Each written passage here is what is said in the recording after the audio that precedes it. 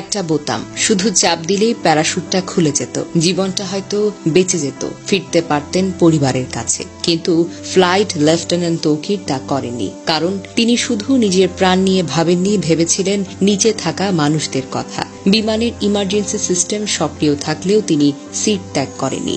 শেষ মুহূর্ত পর্যন্ত চেষ্টা করে গেছেন বিধ্বস্ত হওয়ার আগেই ফাঁকা জায়গায় নিয়ে যেতে। তিনি জানতেন তার এই যুদ্ধ বিমান যদি কোনো জনবহুল এলাকায় পড়ে আরো অনেক প্রাণ যাবে। এই সাহসিকতা, এই আত্মত্যাগ কোনো শব্দে সম্পূর্ণ বর্ণনা করা যায় না। তৌকিরের যে বিমানটি বিধ্বস্ত হয়েছে সেটি ছিল বেশ পুরনো F-7BGI, একটি যুদ্ধ বিমান যার স্থান আধুনিক যুগে আর নেই। তবুও এই বাতিল বিমান দিয়ে চলছিল প্রশিক্ষণ, কারণ দুর্নীতি আজও উড়ে বেড়ায় বাংলাদেশের আকাশে, আর সেই দুর্নীতির বোঝা বয় আমাদের মতো সন্তানেরা। তৌকির আকাশে মারা যাননি, তিনি মরে গিয়েছিলেন বহু আগে।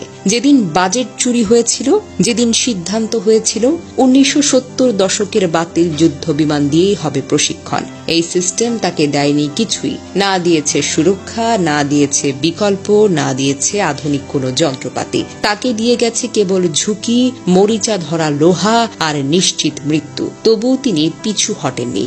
দেশ, দায়িত্ব আর মানুষ, এসবের কাছে নিজের প্রাণকেও তুচ্ছ মনে করেছিলেন। উত্তরার আকাশে ফ্লাইট লেফটেন্যান্ট তৌকির একা মারা যাননি।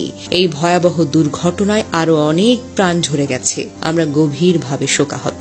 শহীদ তৌকির সহ সকল নিহতের আত্মার মাগফিরাত আমরা কামনা করি। আহতদের জন্য দোয়া করি, আল্লাহ যেন তাদের দ্রুত আরোগ্য দান করেন। আমাদের একটাই প্রার্থনা, আর যেন কোনো তরুণ তৌকিরকে একটা মরিচে ধরা যুদ্ধ বিমানের সঙ্গে জীবন বিসর্জন দিতে না হয়।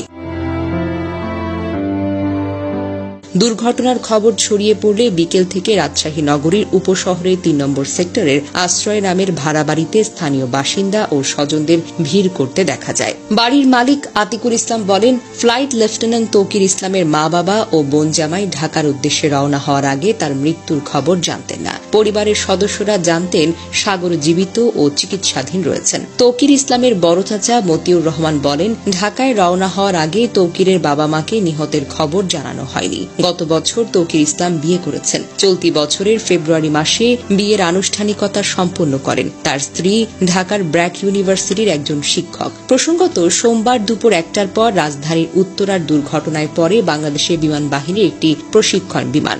বিমানটি উত্তরার মাইলস্টোন স্কুল অ্যান্ড কলেজের একটি ভবনে গিয়ে পড়ে যায় এবং বিধ্বস্ত হয়। সঙ্গে সঙ্গে বিমান ও স্কুল ভবনটিতে আগুন ধরে যায়। যে ভবনে এটি বিধ্বস্ত হয় সেখানে বহু স্কুল পর্যায়ের শিক্ষার্থী ছিল, যাদের বেশিরভাগই হতাহত হয়েছে।